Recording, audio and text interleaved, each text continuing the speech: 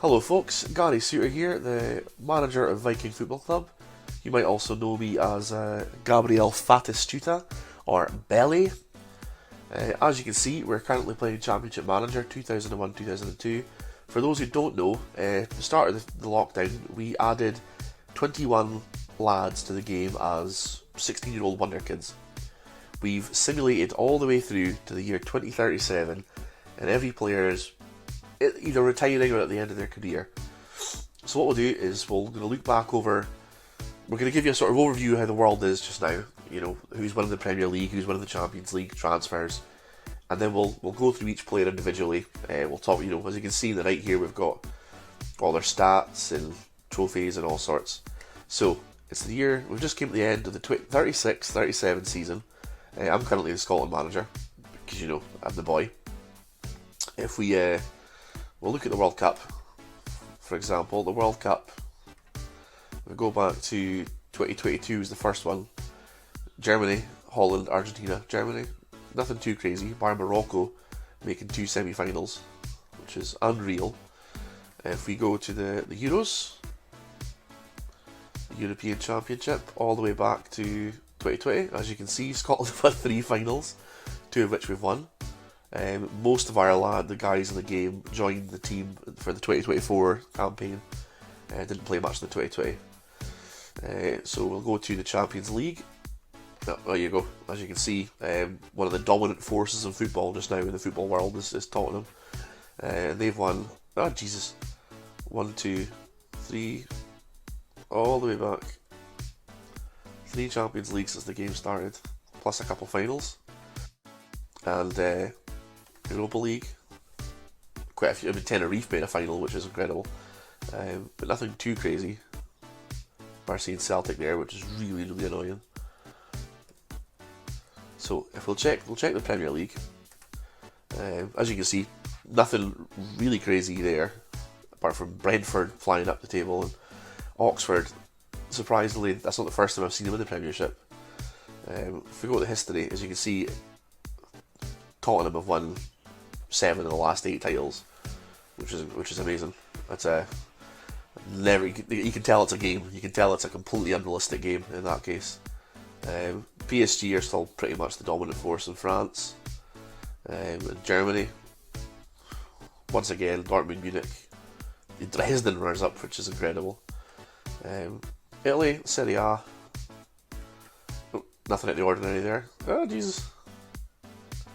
Apart from Juventus just absolutely bottomed out. We'll skip Portugal because nobody cares about Portugal. You see the Vikings, I stopped managing the Vikings after season 3, I think. Just let them get on and do their own thing. But as you can see, Aberdeen finally won 2 titles and the Vikings went up there. So, let's get fired into the Vikings. So, what we did, the whole team was 16-year-old wonder kids, and I tried to make sure that it was only Viking players that started. No subs or anything, you know, no signings to bolster the team. So we'll go all the way back through all the seasons. I think we're 17 or 18 seasons in. And we'll start with the very first player that left. So as you can see, the first season assigned no players. So the very first player that left the club, lo and behold, Simon Lobban. So here we go. Simon's 34, he's at Man City, he's got 88 caps for England and 30 goals. So, I mean, that's a solid career. If we look at his stats, let's remember that 20 is the maximum. So anything that's kind of orangey, the 14s, 15s, that's a solid stat for his age. He's still playing first team football for Man City, albeit on the bench. If we go back through his career, at the very start, he went through Vikings, Rangers, Cardiff, Chelsea in 3 years. 4 teams in 3 years. But he settled down at Chelsea all the way through 1 season at Hull, and then finished at Man City. So currently he's on 325 grand a week and his contract is running out. So exciting time for him. Total transfer fees over his career, 247 million. He's played just over 774 games. You can see all the stats there on the side. His caps and goals and total appearances. In terms of trophies, he's won a Europa League, a Super Cup and an FA Cup. Chelsea were flying for a while. And in personal awards, 2 player of the seasons. You can see he's consistently scoring double-figure goals. He's in a team of the year. Lovely boy, lovely boy. Nice to see that he actually settled down and stayed at a club for longer than a season. Player 2, Connor Morrison. I mean, if you look at they both started with the same ability and the same potential, but you can see how people's careers take different paths. There's Simon's stats, for example, and Connor's. So Connor, he went to Stoke. He didn't really get much football till he went to City, United. Solid time. I mean, most of his career at Arsenal, Man City, and Leicester. So his contract, he's got another year to go, £220,000 a week. Pretty nothing really outstanding. 8 caps for Scotland is amazing. He did win the Euros with Scotland, and they got a runner-up medal. Nothing crazy in terms of personal awards, but and it doesn't look like he'll go beyond that season. He'll most likely retire next season. So that was the only 2 players that left in the first season. We go to the next year. Now, this just breaks my heart. I love this boy, but Tom Hearns is unfortunately finds himself at Cardiff Met. The part-timers. He's been one of the rare full-time players on £1,000 a week. It's a little different. I think Tom is the example of what happens when he signs for the wrong team. If you look back through his appearances, this column here, you can see there's so little consistent seasons. He just picked a good couple of seasons as a youngster and then just petered off. He still managed, if you go check his stats here, I've got them all written down. He still managed 600 senior appearances. He's got a Europa League and some cups. As you can see, I'm taking a note there, the 99 past the sell by date award. But that's the nature of the game, that injuries and signing choices and mental stats can take into account where you end up. So there you go. There's Tom Hearns. And next up, this is my favourite. Look at this. 34 years old and he's still at the very top of his game. Note that he's actually a defender and a striker. And he picked up a sweeper. He wasn't a sweeper until the game made him a sweeper. I didn't make him a sweeper. And he's a coach now as well. So Kev's got 2 years left of his deal. He's on £400,000 a week.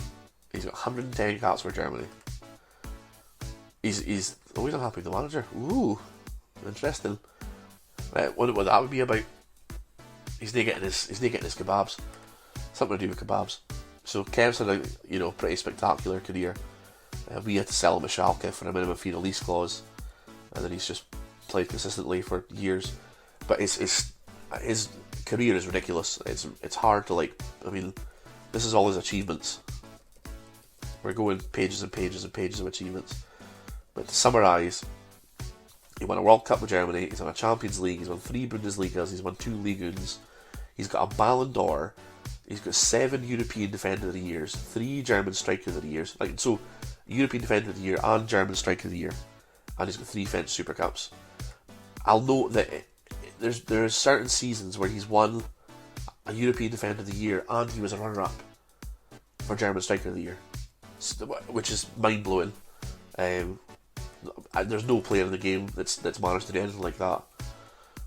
Really, really cool. Unfortunately, Greg Thompson retired. This is the nature of when you fast forward the game. It's kind of like rolling dice. You don't know who's going to end up retiring. Usually, it's because they're quite a low reputation. So from what I remember, we did take some notes. It was in Man City for years on the bench. Played for Everton for a bit, and then just dotted about Spain, and then retired quite young. So he's 34, but he would have retired in his early 30s. Moving on to Dom Alexander. He had an interesting one. So he's now currently at Köln, and his stats have really, really dropped off. But he had a really interesting career. He went to Salzburg. Liverpool had sold him to Salzburg. Celtic, Frankfurt, Santos, Hoffenheim, Leverkusen. Not really racking up a huge amount of games. Really interesting. He never actually ended up playing for Scotland, which is incredible considering he was a really good player earlier in his career. If we look at he's won a Club World Cup, 2 Super Cups, and a few Scottish titles. Interesting, really interesting. Next up is Ross Smith, who is Arsenal's numero uno goalkeeper. Funnily enough, he actually replaced the other goalkeeper. We'll get onto that. You look through his appearances, he has consistently played first team football all the way through his career. So he's managed to rack up nearly 860, 800, I don't know, lots of caps. 863 caps. Games, sorry. So he's got 200k a week contract with a year ago. And he's just played for a handful of teams. But look at that career at Hull. So that's 1, 2, 3, 4, 5, 6, 7, 8, 9, 10 seasons at Hull. Really cool. So he won Euro 24 with Scotland. He shared the role with other keeper. A Europa League, a Super Cup, and an EFL Cup. And he was in the Premier League Team of the Year with Hull. They were doing pretty well for themselves. Number 18, which is strange. Don't know who's number 1 now. Can we see that? Max McCabe. That's who got number 1 shirt. Bloody joke. Voice pish. Next up, hot to trot Scott Hector. Now he's still got really solid stats for a 34-year-old striker. Well, he's turning 35. Scott, another really successful player. If you look at his transfer fees, big money transfer fees, he hasn't scored a ton of goals, but he was playing in defence and up front in the same season. So the seasons he scored lots of goals, he was playing for Liverpool both in defence and then moving up front. His personal achievements and trophies, let's go his contract. He's done nearly $500,000 a week with 2 years to go. Unreal. So if we go check his, he's won 2 Champions League, 2 Premier Leagues, all with Tottenham, FA Cups, a League Cup, and Community Shield. European Defender of the Year, 3rd place twice. I had to note that down because that was quite impressive. So Scott and Kevin Cantor are both European Defender of the Year nominees. He's had a Team of the Year and he's had 3 Supporters Player of the Years. We move on to big Matty the Man Clark. Matty's stats obviously degrading and he's ended up at bloody Falkirk. Still got a year to go on 15 grand a week. But he's a sort of fall from grace player. Because he had a good 10 years at Man City. 9 years at Man City, sorry. After a £59 million move from Fulham. We'll go check his stats. So Euro 24, a Premier League and FA Cup and a Community Shield. No personal awards, but he did have I remember when I was physically playing it as opposed to simulating. I mean, look at that. Played practically every game for Man City. 35 league games. There's the league games. 35, 36, 36, 30 odd, 36, 35. Incredible. Just one of those quiet players that quietly made his way through his career. So that was all from that season. I think we're about halfway through. JB, still a solid defender. The joy of defenders as they age, they last a bit longer than strikers do. 210 grand a week with a year ago at Everton. Get all his stats up here on the side. We'll go check his history. He's just signed his first season at Everton after Bosman from. But look at those transfer fees. And his total transfer fees were 252 million over his career, and twice he was over 100 million. I mean, that's some deal for Leicester. Buying for, almost 10 times what they paid for him. They got for him. He won a Champions League, a Europa League, 2 European Super Cups, a Club World Cup, a Premier League, and an EFL Cup. No personal awards though. That was just a strange one. We'll have a look at his stats again. So if you pay it, it's all alphabetical. You go through the ball, you can see everything there. And for a defender, your stamina, strength, tackling, that's your key ones to look at, and heading, that's your key ones to look out for. Next up, Keith Young, who is also at Everton, and he's got his manager, he's got his coaching badges. They're very good. He's great with kids. He likes traps, and he's great with kids. When they say anything else.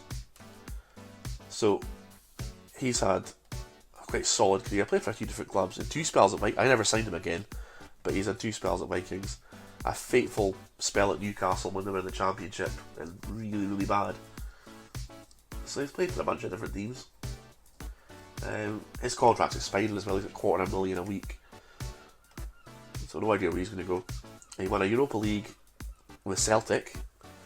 He won a Super Cup, 2 FA Cups, a Scottish Cup and a Scottish League Cup. And sadly no personal achievements. Next up, unfortunately, Owen Lowry. Kevin De Bruyne. He retired. I think he might have retired the season before this one. Oh, sorry. So from what I can gather, he was at Arsenal for years. I think 11 years he played at Arsenal. And then he went to Brazil. He played for Palmeiras last time I saw. So all I can gather is, the rumour is that he's very good friends with Jean-Claude Van Damme. And he heard that Jean-Claude Van Damme likes to go to the clubs with the young blokes and have a little boogie in the dance floor with some young men. So I reckon that's the reason he's staying in Brazil. And he's probably retired because he's probably wore himself out with chasing young boys. That's all I'm going to say on that. So next up, oh god, I've lost it. Where are we? Viking FC, transfers, all the way back. And we are... I've lost it. Where are we? Oh, that's transfers in. That'll be why I can't find it. There we go. So, year 4. In year 4, Jonathan Mowat. Now, he's on 240 grand a week from a year ago. He just signed for Man United on a free, which is really cool. Turning 35 and then signing for a top 3 team to be the number 1 keeper. He's going to start as their keeper, which is really cool. Now, his best spell, I think, was with PSV. I mean, he's played practically every game he possibly could. He was replaced at Arsenal by Ross, which was quite funny. So, Oxford's an interesting one because they ended up being a half-decent Premier League team, which is really cool. If we look at Jomo's stats, he's only 54 million in transfer fees, but he's had such a really good career, and 92 caps for Scotland's pretty cool. So he won Euro 24, he's won 2 Eredivisie, 3 Dutch Super Cups, an SPL Scottish Cup and an SPFL Cup. And he's had Team of the Year in Scotland and England. Quite a quiet career, but it's quite interesting to see a 35-year-old getting a top 3 team. Like that, it's cool. Who's next? If we scroll down, Aaron Nasgrant, as you can see, his stats have quite dropped off as well. Turning 34, but managed to break that 100 caps mark. He, coaching badges has been really good, actually. Really good. Interesting. Now, his career was an interesting one because he's had £167 million transfer fee. I think he's the second most expensive player, the Viking player. He went to Leicester as well for 14 million, so they made 120 million off him. And he's at the Superstars now, Tottenham. Check his stats.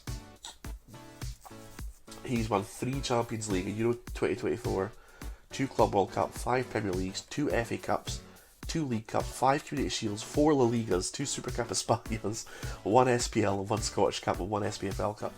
I think he's won the most club trophies of anybody. It's 10 league titles, so yeah, I don't think anyone's won any more than 10 league titles and 3 Champions Leagues. And he was Premier League Team of the Year twice. So that's crazy. Crazy fun. Next up, Jason Sanders. Now, there's 2 players that were in contention for an award for what was it? I can't remember. Not a loyalty award. The Smart Price Award. Now look at this. 1, 2, 3, 4, 5, 6, 7, 8, 9, 10, 11, 12, 13, 14, 15. 15 seasons at Arsenal. And he's 4th all-time appearance holder. Record appearance holder. Still half decent. Won't play many games next year. In fact, no, his contract's up, so 15 years at Arsenal, and we're getting his testimonial. Check Jason's. I mean, only 9.75 million he cost, and he's ended up playing 15 seasons for them. He's not really won much. They won a Europa League, and he had a Scottish Cup and an SPL with Vikings. But look at there you go. Now, if we go on to Jason Rumbles, his stats are still incredible for 34, turning 35, but he's once again had a ridiculously 15 years at Tottenham, and he's the 2nd all-time appearance record holder, which is daft. He's got 1 more year to go as well, so he'll be 16 seasons and he's on 425k a year. It only cost 12.5 million. He's played more than 900 games, like 773 appearances at Spurs. Unreal. And he's won 3 Champions Leagues, a Club World Cup, 7 Premier Leagues, 4 FA Cups, a League Cup, 5 Community Shields, and he won the treble with the Vikings.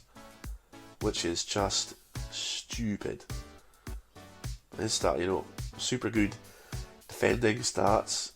His shot's not half bad. He's not as fast as he used to be. I mean, the 9 pace is pretty poor, but he's pretty good. Pretty good. We had Lawrence Shankland. As you can see some of the signings we had. Eddie Nketiah, was a funny one. Yeah, anyways.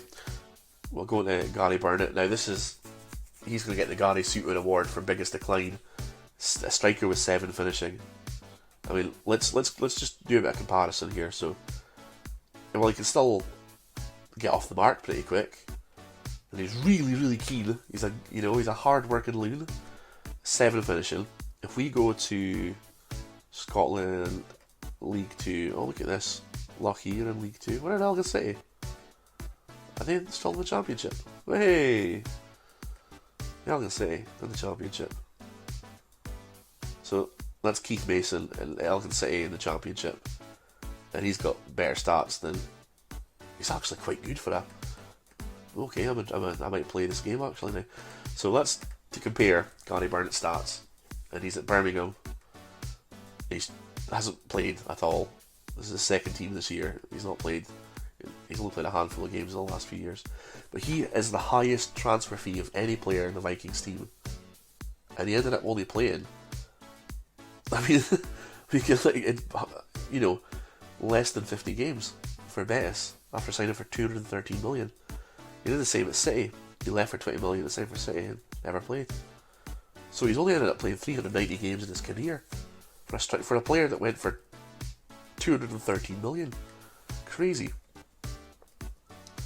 So here we go, Gary Burnett. He's got a year-long contract for 13k a week. But despite the poor record, he still managed to he got a piggyback to the Euro 2024, 2 Spanish Cups, a Super Cup, a UEFA Super Cup, an English Community Shield, and he won the Scottish treble. I mean, at the start of his career, though, he was really good. His first 2 seasons, he got the Player of the Year.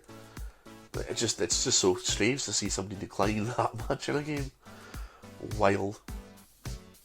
Next up, we'll take a look. Oh, so Tam Hearns re-signed. We bought him back because I love him. He's a lovely boy. But we won't put him through the torture of... Oh, we will. Let's have a quick look. Oh, he's a part-timer at Cardiff Met. We reckon the reason why he's at Cardiff Met is because he's in a bit of trouble. He's in court for public lubrication.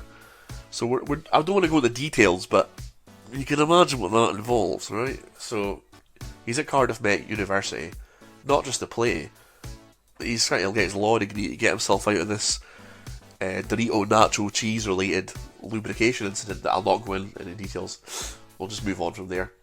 Shaka doesn't have another name. Don't read that. That's not true. That's not his name. His name is Shaka. It's not. It's Shaka. Still still a really good player for Partick Thistle anyway.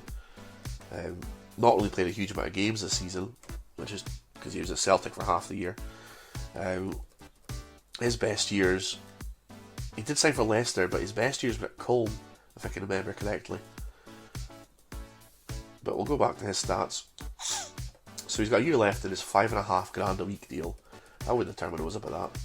So he's won plenty of trophies in Scotland anyway. Euro 2024, a Super Cup, an English FA Cup, and the SPFL 3 times, 3 Scottish Cups and 3 League Cups. And he got a Team of the Year. As you can see there, next up, it's Ethan. Unfortunately, Ethan retired. He had a similar sort of... what happens is the lower reputation older players get retired from the game to bring in, new wonder kids. So unfortunately, Ethan retired. He was Arsenal, Everton, Wolves, Chelsea. It just didn't really make any sort of big impact with personal awards and that, so unfortunately he retired. Next up, Paul the Filipino wonder kid Wood, now at Hull, with some super solid stats. Because the interesting thing was, because he's Filipino, not the traditional, he wasn't bought by an English team, he was bought by Zenit. So he went from the Vikings to Zenit, Newcastle, Liverpool, Fulham, Wolves, Hull, quite an interesting sort of pathway. And he didn't really play much for the Philippines, which was really strange because he was their best player by a mile. So he won his Premier League with Liverpool. There you go. I mean, it's probably the most unrealistic thing that could ever happen in a game, because we all know that the only reason Liverpool won the league this year was because everyone else was rubbish. So that'll never happen again. Aye. 2 SPLs, Scottish Cup and a League Cup. Next up, now this is another award winner. Is this the last guy? Oh, it is. This is the last man. Oh, Mashy Wood. Mashy Wood? No, his name Paul's boyfriend. He's Mashy Young, the President Mashy. So Mashy is re-signed for the Vikings. Nothing to do with me, it's your computer doing it. He's had a long and successful career, but he was the longest serving Viking player, and the fact that he's came back at the end of his career as well, I decided to give him an award. So what's he got? 2 years left on a 13.5k a year deal. He won a Super Cup, an FA Cup, an EFL Cup, 3 Premier Leagues, 3 Scottish Cups, 2 Scottish League Cups, and he's had 2 Team of the Years. 47 caps as well, and he's still really good. Not very fast, but I don't think he ever was. So that's a nice little thing to finish it on there. I hope you've enjoyed this, guys. We could do something else. We can keep going. I'll keep going and see who ends up being a manager. We could add some new guys to the game. It'd be quite interesting to have 2 or 3 teams. Leave your thoughts in the comments, and hope you've had fun. And I'll see you when this lockdown push is over.